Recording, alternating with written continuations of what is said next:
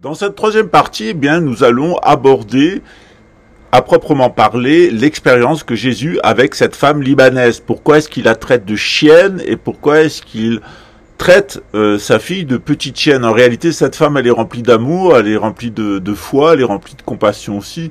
Elle a certainement conscience du mépris que les Juifs ont pour elle, et elle va répondre avec Jésus avec un tel sens de la propos et un tel humour que Jésus va accéder à sa requête. Et on voit ça à la suite, comme quoi, même quand on a vraiment une hérédité de chien et de chienne, bien quand on a la foi et quand on manque pas d'humour, on arrive à obtenir jusque de notre Seigneur Jésus-Christ, eh bien, la plus grande des compassions, c'est-à-dire la guérison de sa femme possédée. Je souhaite à toutes les femmes qui ont des filles possédées, à toutes ces femmes libanaises, cananéennes, amorites, dont les filles souvent ont été victimes d'abus sexuels par leur père, puisque c'est la tradition dans ce groupe ethnique, eh bien, d'avoir la foi et d'avoir la compassion de Jésus pour leur propre fille et avoir du rejet pour leur mari, puisque cette femme, elle, était seule et elle a donné tout son amour à Jésus. Il y a sans doute des gens qui devraient méditer cet exemple. Voilà. Les chiennes, ça existe toujours, même à notre époque, et les chiennes font des petites chiennes. Et tant qu'elles se détourneront pas des chiens, c'est-à-dire des déchus avec lesquels elles copulent, eh bien, elles seront maudites d'une certaine façon. C'est ce que nous dit Jésus. La réponse à la suite. Ben c'est comme ça, c'est la vie, c'est tout le monde fait des erreurs. Et c'est ce que dit Jésus. Jésus dit que celui qui n'a jamais péché lui jette la première pierre. Donc Jésus, il accueille tous les pécheurs, il les guérit et il leur dit surtout tu recommences pas, parce que sinon tu vas te retrouver dans la même merde. Voilà. Et il y a deux exceptions. Et on a mis 35 minutes pour y arriver, mais il y a deux exceptions. Voilà. Il y a deux exceptions. Un jour, il y a une femme qui vient voir Jésus, c'est une syrio-phénicienne. Alors, je vous expliquerai ce que c'est une syrio-phénicienne. Et elle dit, Jésus, ma fille est possédée par un esprit impur et viens la guérir à la maison. Et Jésus lui dit, je suis venu pour les enfants d'Abraham, je suis pas venu pour les chiens. Voilà. Et la dame lui dit, mais oui, mais même les petits chiens, et c'est que seulement les enfants d'Abraham qui sont invités au mariage et au repas de l'époux, le repas de l'agneau. Et la femme lui dit, oui, mais les petits chiens, quand ils sont sous la table, ils mangent les miettes. Et Jésus lui dit, comme ta foi est grande, femme, et il guérit, rentre chez toi, ta fille est sauvée. Alors, il faut comprendre que Jésus dit qu'il y a deux types d'êtres humains. Il y a les fils de Dieu et il y a les fils du diable. Et quand on s'interroge à cette question, vous pouvez faire beaucoup de recherches, vous pouvez même interroger l'intelligence artificielle, c'est ce que j'ai fait. J'ai mon idée. Alors, l'intelligence artificielle, c'est comme un GPS. Quand vous avez le sens de l'orientation, le GPS, ça va vous aider. Ok ? L'intelligence artificielle, c'est pareil. Quand vous avez de l'intuition et vous avez de la culture, ça va vous aider. Mais si vous êtes très con, si vous n'avez pas d'intuition, l'intelligence artificielle, ça va vous rendre intelligent et cultivé en apparence. C'est-à-dire que vous allez répéter comme un imbécile toutes les imbécilités de l'intelligence artificielle. L'intelligence artificielle, si vous avez de l'intuition et de la culture, ça va vous aider. Mais si vous n'avez pas de culture, si vous n'avez pas d'intuition, l'intelligence artificielle, ça va vous... Un scorpion? Non. On a eu un scorpion dans la maison il y a quelques jours. Un petit scorpion comme ça. C'est toujours bon signe d'avoir un scorpion dans la maison. On a des migales, on a des scorpions, c'est un peu charmant. Voilà. Et donc, ce qu'il faut comprendre, c'est que, eh bien, il y a un problème avec cette femme. Et pourquoi il y a un problème avec cette femme? Il y a un problème avec cette femme parce que Jésus distingue deux humanités. Alors, quand on prend la Bible, c'est vraiment très raciste. La Bible, elle est raciste. Il y a le peuple élu, puis il y a le peuple qui n'est pas élu. Voilà. Et le peuple élu, Dieu est très dur avec lui, hein, parce qu'il vaut mieux pas être un peuple élu qu'être le peuple élu, parce que les pauvres Juifs, ils ont été le peuple élu, mais alors qu'est-ce qu'ils ont ramassé? Dieu leur laisse rien passer. Et ils ont tout eu, des invasions, la déportation, la Shoah, pogrom, etc. Être juif, mais franchement, les gens se rendent pas compte, les antisémites se rendent pas compte comme c'est dur d'être juif. C'est une religion qui est d'une exigence morale. En plus, c'est une relation un petit peu particulière avec Dieu, parce que c'est une relation éducative, très forte. Et à chaque fois qu'on fait une connerie, paf, c'est karma instantané, hein, le samskara. Voilà. Et Dieu a donné des châtiments au peuple qu'il a élu qui sont terribles. Alors pour les autres lignées, notamment la lignée d'Ismaël, Dieu il a été plus sympa, il y a des règles plus douces, etc. Et pour les païens, il n'y a pas de règles. et Dieu est beaucoup plus tolérant envers les païens. Ça veut dire que quand on a la chance d'être juif, eh bien, on doit faire face à l'honneur qu'on a d'être juif. Et quand on est musulman, on doit faire face à ce défi, à cet honneur qui a été fait à la lignée d'Ismaël et à la lignée d'Isaac, avoir été élu par Dieu. Et c'est beaucoup de responsabilités, c'est beaucoup de travail, c'est beaucoup d'exigences. Les païens, les gens qui sont dans les religions amoindries, le bouddhisme c'est aussi une religion amoindrie vis-à-vis du monothéisme, hein, l'unicité divine elle est moins rappelée dans le bouddhisme, on est plus dans le panthéisme, eh bien Dieu est plus indulgent avec nous. Voilà. Par contre, les juifs et les musulmans, regardez tout ce qu'ils ont subi, c'est terrible. Les juifs, c'est horrible ce qu'ont vécu les juifs, et les musulmans, ça a commencé pour eux maintenant. Les chrétiens, ça a été terrible ce qu'ils ont vécu avec la Révolution française, les guerres mondiales, etc. Aucun peuple n'a vécu. Les descendants d'Abraham, Dieu est d'une très très grande sévérité envers eux, et il est très exigeant. Pourquoi? Parce qu'ils reçoivent beaucoup. Et qu'ils ont la garantie, s'ils se tiennent à leur tradition, d'aller dans le royaume des cieux. Pour nous, c'est moins garanti. Dans le bouddhisme, on ne reçoit pas le royaume des cieux, on doit le conquérir par ses propres efforts. C'est plus difficile, c'est plus exigeant. Ouais. Dans le christianisme, le judaïsme et l'islam, on reçoit tout, et donc il faut se montrer à la hauteur. Quand on se montre pas à la hauteur, ben on ramasse. Dans le bouddhisme, eh bien, on conquiert par soi-même, et donc Dieu est beaucoup plus indulgent envers nous. Voilà, et c'est plus facile pour nous. Voilà, moi, j'ai préféré être bouddhiste, c'est plus facile. Voilà, c'est moins exigeant. Voilà. Et donc Jésus se retrouve avec cette femme et Jésus nous apprend un grand secret. Il rappelle la Bible, c'est-à-dire qu'il y a toute une quantité d'êtres humains. S'ils ont la foi, ils seront sauvés. Cette femme, elle a eu la foi, elle a été sauvée. La fille de cette femme, elle a été sauvée par Jésus. C'est un truc absolument génial, c'est un truc merveilleux que cette femme, cet enfant ait pu être sauvé par Jésus, cette femme a pu être sauvée par Jésus. C'est vraiment un acte merveilleux qu'a fait Jésus. Mais pourquoi Jésus est arrivé à la sauver? Parce qu'elle avait la foi. Et quand elle est arrivée, Jésus s'est aperçu qu'elle n'avait pas forcément la foi, et il a appliqué les règles de la Bible. Et il a dit à cette femme, eh bien, je ne te guérirai pas, je ne guérirai pas ta fille, parce que tu es une Amorite. Voilà. Qu'est-ce que c'est les Amorites? Alors, celle-là, c'était une syro-phénicienne, une syrienne, une phénicienne, et Jésus refuse de la guérir. Alors, pourquoi est-ce que Jésus refuse de guérir les syro-phéniciens? Ben, c'est à cause de leurs ancêtres. Les syro-phéniciens, les Amorites, eh bien, ils ont des ancêtres, et leurs ancêtres, eh bien, c'est des ancêtres femmes. Et ces femmes, elles ont commis un péché qui est gigantesque. Elles ont eu des rapports sexuels, les salopes, avec, avec les anges déchus. C'est-à-dire, il y avait des êtres humains qui étaient au pied du mont Hermon. Et eh bien, ce qui s'est passé, c'est que les anges déchus sont arrivés, ils ont pris une forme humaine, et ces femmes ont pris la décision, eh bien, de coucher avec ces anges déchus à forme humaine. Voilà. Alors, souvent, on me dit, ouais, mais finalement, la Vierge Marie, elle a couché avec un ange à forme humaine. Alors, pas tout à fait, c'est-à-dire l'archange Gabriel, il est arrivé, l'influence de l'archange Gabriel, qui est l'ange de la Lune, a provoqué une gestation spontanée, fécondation spontanée chez Marie. Et donc Jésus est né, Jésus, il est de conception virginale. Encore la Teilhard Bréchin nous a bien fait rire parce qu'il confond l'Immaculée Conception et la conception virginale. Bon, on peut pas être bon dans le tout, mais enfin, quand on est déjà nul dans sa propre religion qui est le christianisme et qu'en plus on se permet de me donner des leçons de bouddhisme alors qu'on est d'une nullité absolue dans tous les domaines, y compris celui-là. Cette femme, eh bien, elle est une syro-phénicienne. Ces syro-phéniciens, eh bien, ce sont des descendants des Amorites. Et les Amorites, même, ils sont les descendants de ces femmes qui ont eu des enfants avec ces anges déchus. Alors, comme je vous le disais, la Vierge Marie, eh bien, elle est dans la présence d'un ange et elle va avoir un enfant. Eh bien, c'est pareil avec ces femmes-là. La Bible nous dit que ces anges-là, eh bien, soit ils apparaissaient dans le domaine subtil et ils pouvaient mettre les femmes enceintes, ou, eh bien, ils pouvaient même prendre une forme humaine ou posséder un être humain et avoir des descendants. Et on a toute une partie de l'humanité, de ce que nous dit Jésus, qui sont des descendants de ces femmes pécheresses qui ont eu des rapports sexuels avec les anges déchus. Le chef des anges déchus dans le judaïsme s'appelle Samaël, et dans le christianisme, c'est Lucifer. Voilà. Dans l'islam, il s'appelle Iblis. Voilà.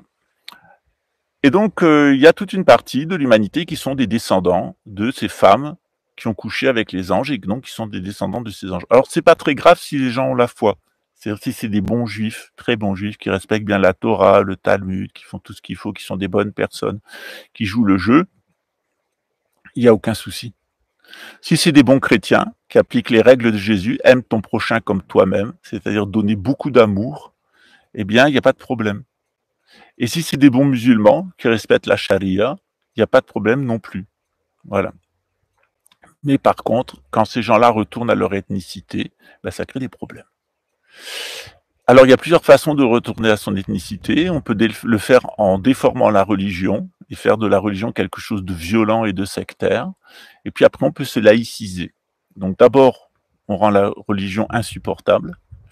Ensuite, on se laïcise. Ensuite, on devient luciférien, c'est-à-dire qu'on veut la connaissance pour se croire l'égal de Dieu. Puis à la fin, on devient satanique, c'est-à-dire qu'on veut tuer des êtres humains.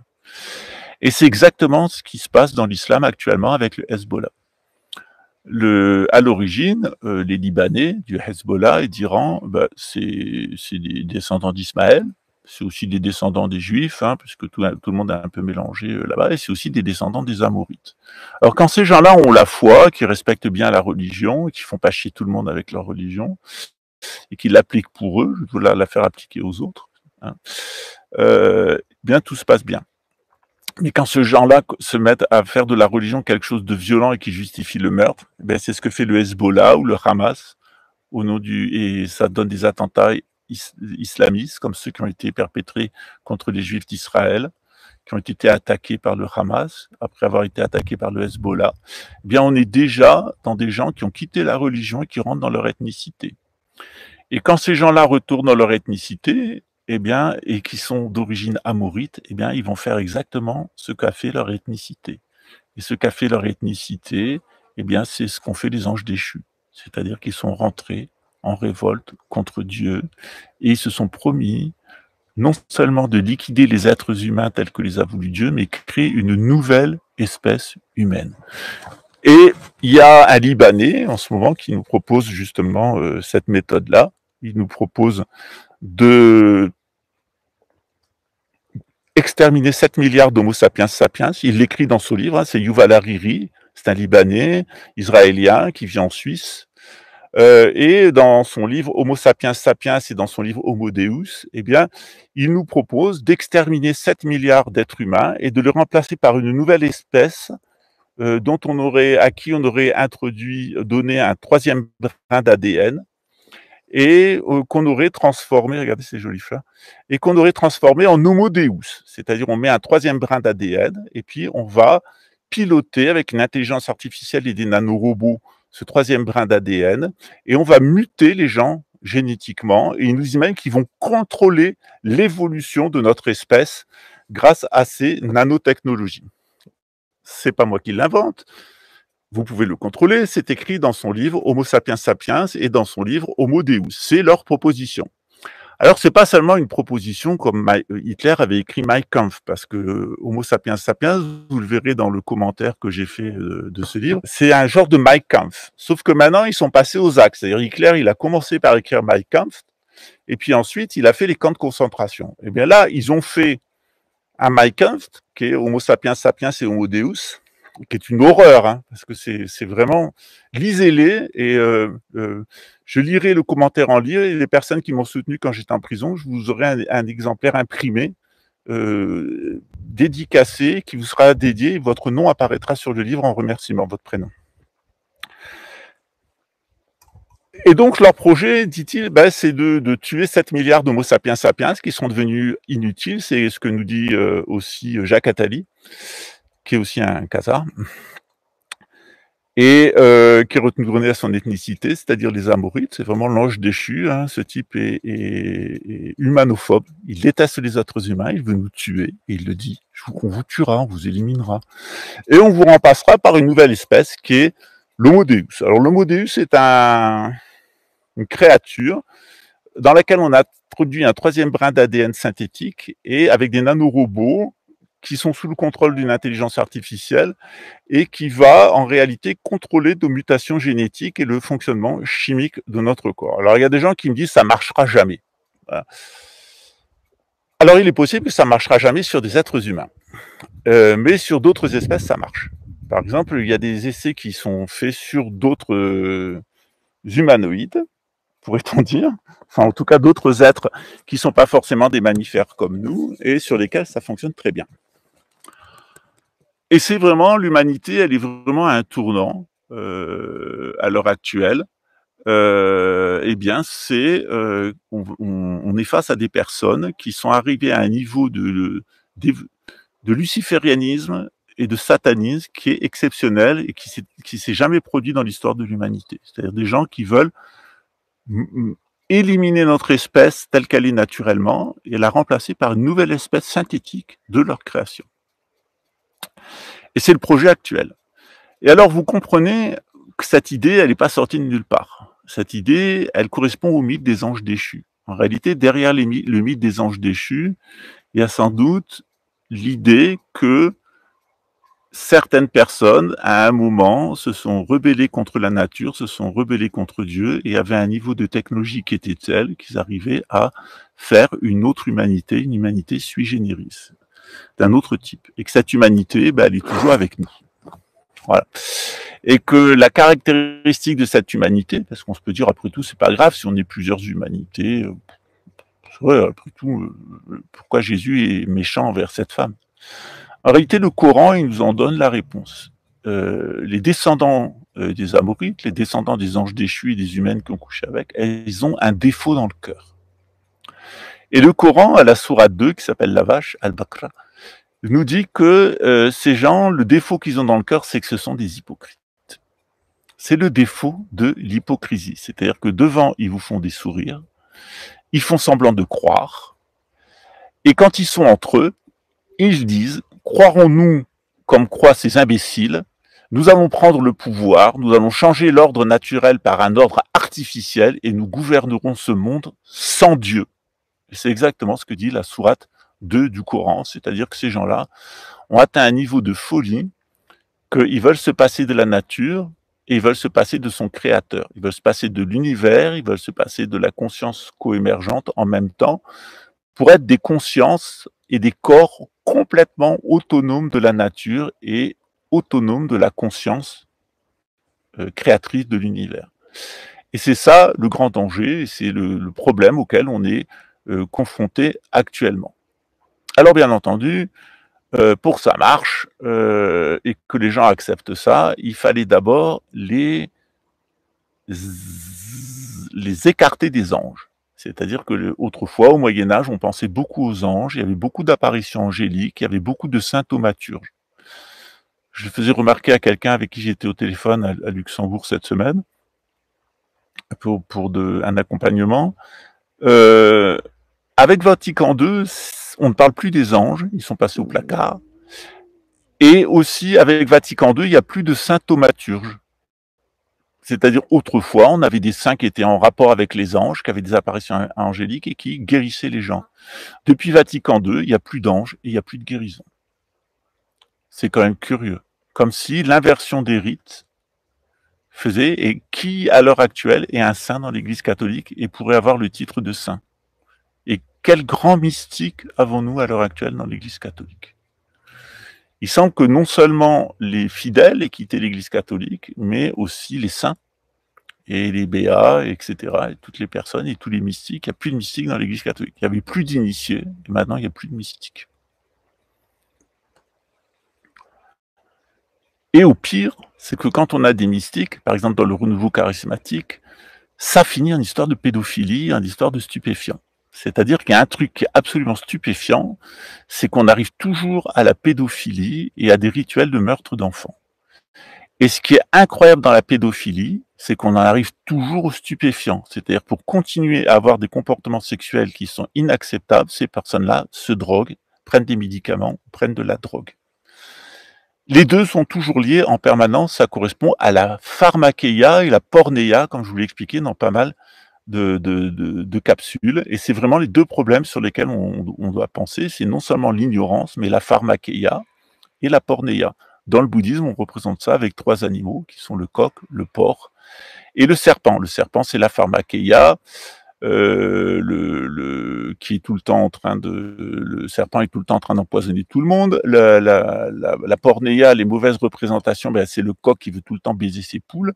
Et l'ignorance, eh bien, la fausse gnosis, la mnémésis, l'absence de sagesse, de transcendance, la chance de connaissance sagesse, eh bien, elle est représentée par un porc qui est dans la boue. Voilà. Donc voilà la situation, et c'est pour ça que je tenais à vous en parler à Pâques. Eh bien, soyez croyants. C'est-à-dire, quelle que soit votre ethnicité, si vous êtes croyant, ça pose pas de problème. Il y a vraiment aucun problème. Si vous êtes croyant, vous serez sauvés. Vous allez continuer à avoir votre relation avec Dieu. Vous allez continuer à avoir votre relation avec la nature qui va poser aucun problème. Et Dieu vous couvrira de bénédictions et la nature va s'ouvrir à vous et vous donnera de la prospérité. Par contre, si vous vous fâchez contre Dieu, si vous fâchez contre la nature, eh bien vous allez vivre de manière artificielle. Et il y a 2 façons de vivre de manière artificielle, c'est vivre avec l'argent et vivre avec les drogues. Et si vous vivez avec l'argent et si vous vivez avec les drogues, petit à petit, vous allez développer un type de sexualité qui est pervers. Je vous le disais en antenne, Rothschild disait Vice is nice, c'est Elisabeth Rothschild qui a écrit un livre sur son expérience d'abus sexuels pédophiles et d'inceste dans sa famille, et elle dit que c'est toute sa famille, sans exception, depuis des générations, et que c'est tout le milieu dans lequel elle traîne. Et elle nous dit Vice is nice, incest is the best. Le vice, c'est beau, et l'inceste, c'est le meilleur. Voilà. Alors, on est vraiment face à des gens qui sont complètement dénaturés, parce que un homme normal, il n'a pas envie d'avoir des rapports sexuels avec sa fille. Il a des rapports sexuels avec sa femme. Une mère normale, elle va donner du lait à son enfant. Elle va leur donner de bonnes choses. Elle va pas donner des poisons. Une mère qui empoisonne ses enfants et un père qui couche avec ses enfants, quel drôle de parents cela est-ce donc.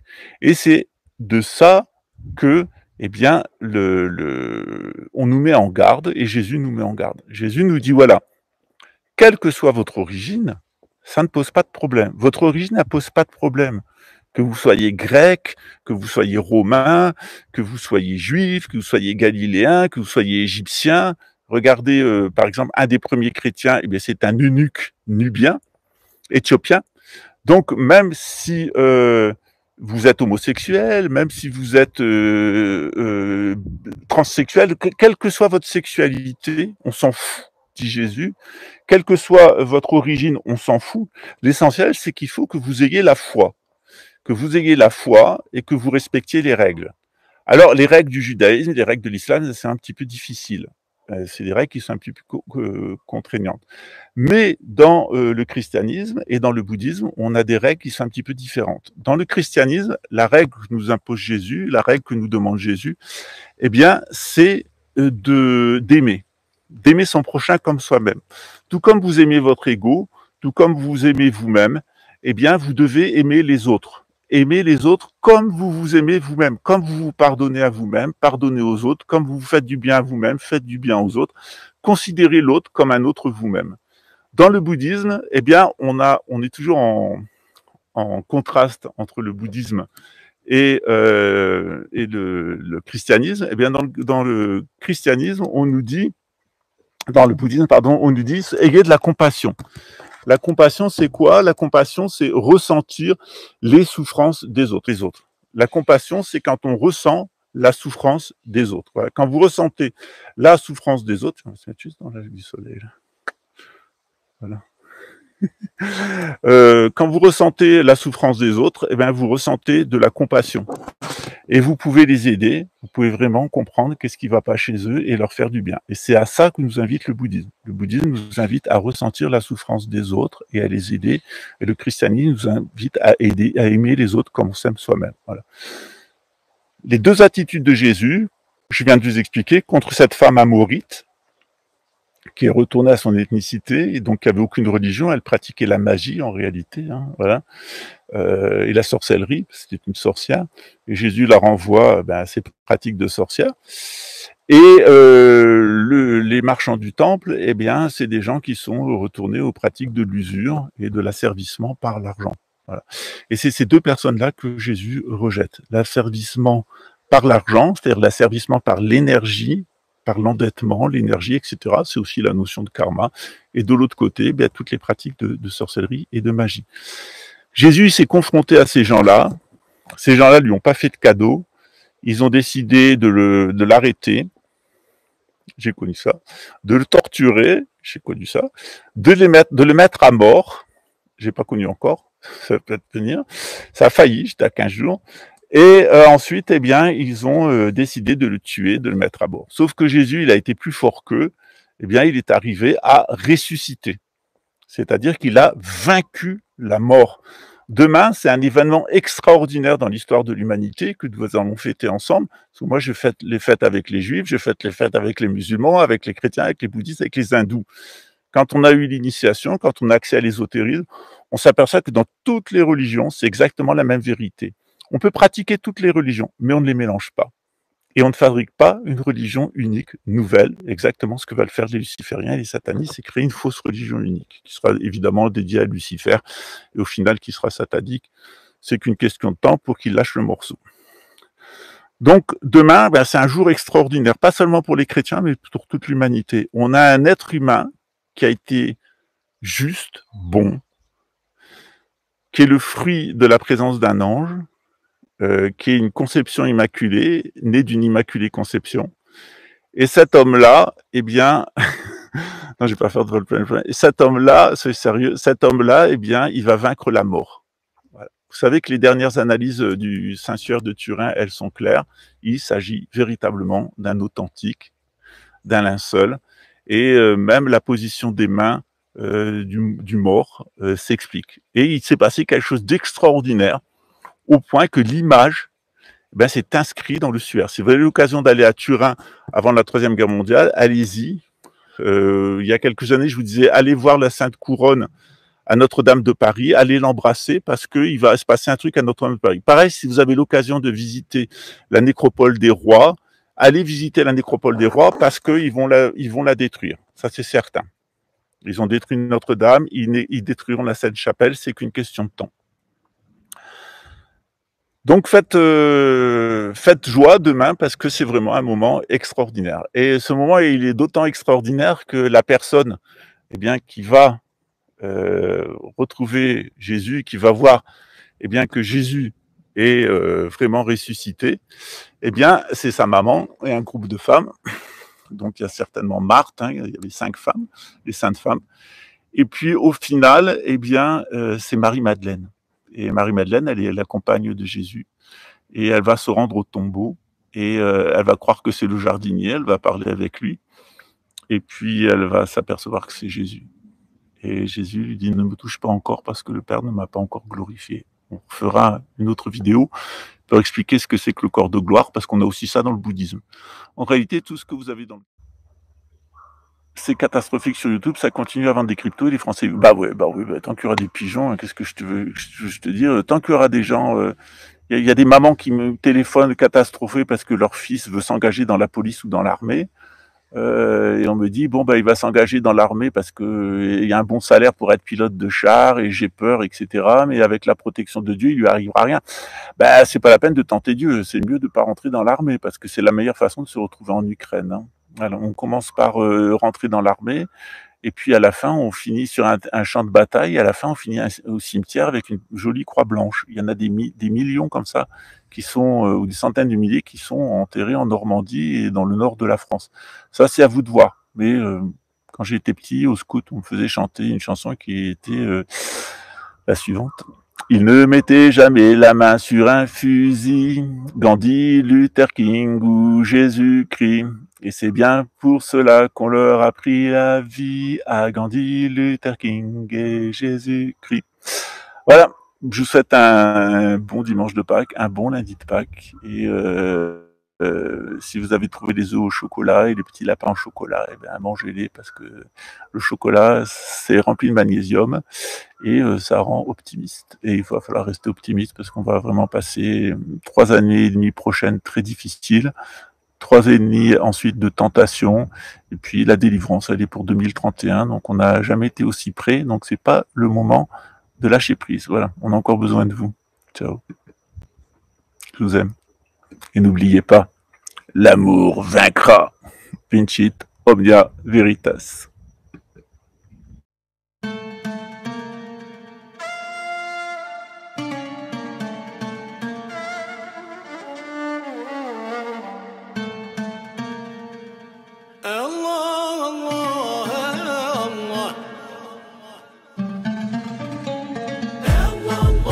ما حدك انت حاضي ديما ربي يعطينا انا الملهي في ذنوبي والناس من اللي هي فيا